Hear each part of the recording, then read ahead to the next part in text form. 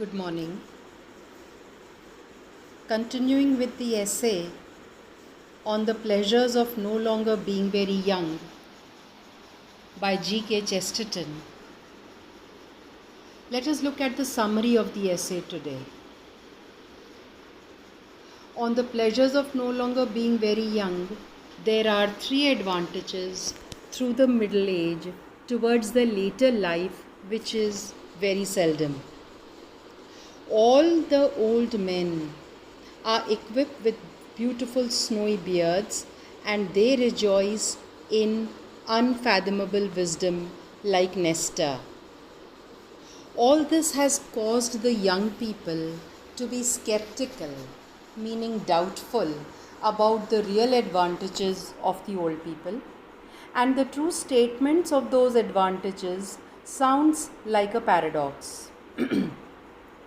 All men grow wise, for men never grow wise, and old men retain a very attractive childishness and cheerful innocence.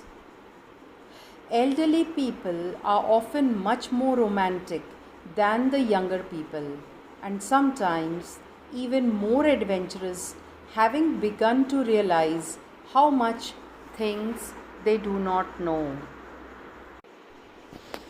One pleasure attached to growing older is that many things seem to be growing younger, growing fresher, and growing more lively than we once purposed them to be.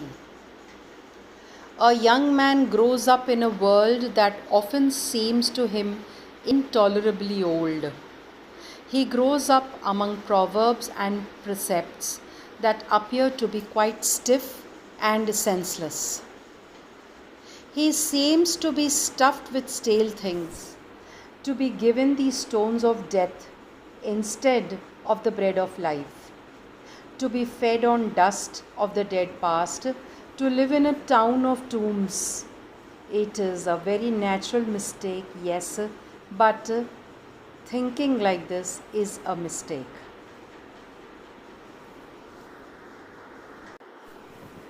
Analysis. We are now looking at the analysis of the essay. In the essay on the pleasures of no longer being very young by G.K. Chesterton, we have the theme of youth, the innocence, conflict, and happiness. Taken from his All is Grist collection, the reader realizes after reading the essay that Chesterton may be exploring the differences between youth and maturity. A young person may not necessarily have the same beliefs as an older person, partially due to the fact that they have not yet lived their lives to the same extent as an older person. It is easier for an older person to believe in proverbs as they know that they are true, whereas a younger person has little or no time to waste on what he or she does not believe in or understand. There is a large gap between the young and the old that does not appear to be getting any smaller. Chesterton urges that an older person is happier because they are more equipped for life. Should they get stuck in life, they have the advantage of taking a proverb and understanding their position. The same is not true for a younger person. What is also interesting about the essay is the fact that Chesterton assumes that as a person gets older, their humor or ability to laugh at the world also becomes greater. Things that were once serious to an older person when they were younger can now be laughed at. It is as though with age a person reaches a milestone and reflects on life in a different manner. One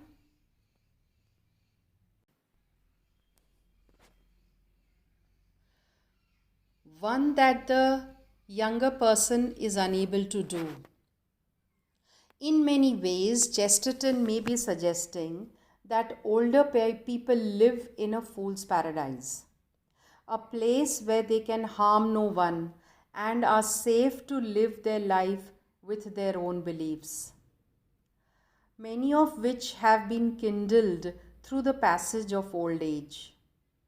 The continued use of proverbs throughout the story and their benefit to older people may also be significant. Proverbs have tradition, and tradition has a degree of truth attached to it. Hence, Chesterton can see the benefits of proverbs for those who are older. The young, on the other hand, have no time for proverbs as they cannot connect to an adage that means nothing to them and will mean nothing to them till they themselves are older. There is also a sense that Chesterton is comfortable in old age. He does not appear to be defeated in any way, something which is often the case when it comes to an older person. Chesterton is quite happy to find a proverb for his predicament and believe it. Though some critics might suggest that Chesterton is out of touch with the realities of youth, he still nonetheless is happier than a younger man or woman. Proverbs also act to serve as wisdom. However, the problem is that those who do not understand that proverb, that is the youth, have no value for proverbs as they do not see the benefit of doing so. Chesterton also goes on to argue that young people cannot necessarily appreciate new things, as they have no idea as to what the old things may have been. They are, if anything, innocent in life, an innocence that will lessen as time passes and the young become older. The young also appear to be in conflict with themselves as they do not have the information at hand to progress with their lives. In reality, they have no understanding due to their youthful age as to what it is like to live. It is also interesting that Chesterton does not associate wisdom with old age. There are some of an elderly age who may not be wise but continue to struggle through life. For Chesterton, a wise person is one who believes in proverbs and is able to equate them to their lives, to take the benefit of others and use it for their own advantage, as Chesterton appears to be doing. There is no doubting that Chesterton is happy, and he most likely attributes his happiness to his understanding of the many proverbs he has come across during his lifetime. For him, they answer the many questions or conflicts that Chesterton encounters during life. Whereas the young person who does not believe in the advantage of proverbs will inevitably live a more difficult life. That is, until they themselves grow older and realize the advantage of proverbs. Till then, the young man will remain impatient and somewhat lost on the journey through life, not adhering, meaning following, the advice of people who may be older and who are happier. Wisdom for Chesterton comes from adherence to proverbs, and with adherence comes happiness. G.K. Chesterton's essay on the pleasures of no longer being very young analyzes the advantages of old age. With the help of humor, paradox, and frequent allusions, getting old is a universal experience. This experience can tell us the relevance of traditions in the ever changing modern world. This essay was written after the Great Economic Depression in the 1930s, when the new industrial economies have completely collapsed and modern man had learnt a lesson of being too proud of his knowledge. People look at the advantage of old age in a sentimental way. All old men are supposed to be happy and kind like Santa Claus and wise like the classical Greek figure Nestor. So, young men do not believe that old age is actually enjoyable. But old age is the time to be openly adventurous and romantic. Old people know that they are not aware of many new things, but they are happy in their fool's paradise as they can go on bearing new things. The real advantages of old age appear to be comic contradiction. People feel that many things seem to be growing younger as one becomes old. Young men think that traditions and customs are outdated and useless, but old people, with all their experience, realize that traditions are not outdated.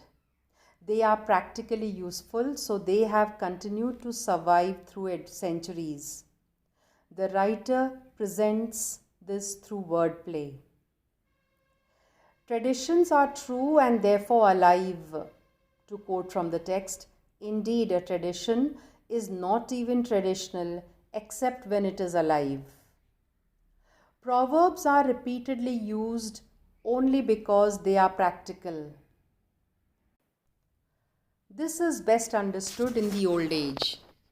Old age is the second childhood because in the old age, one can understand the real meaning of everything. Proverbs and the human history offers us practical wisdom, but people fail to understand that wisdom. The economic depression represents the failure of modern industrial world. It could have been avoided if people remembered the old lessons given by many proverbs. It is always said that luck, tried money are all temporary. This has been proved by the downfall of emperors like Napoleon, Alexander, and the great Roman Empire. But modern man does not learn anything from these examples. And the great Roman Empire. But modern man does not learn anything from these examples.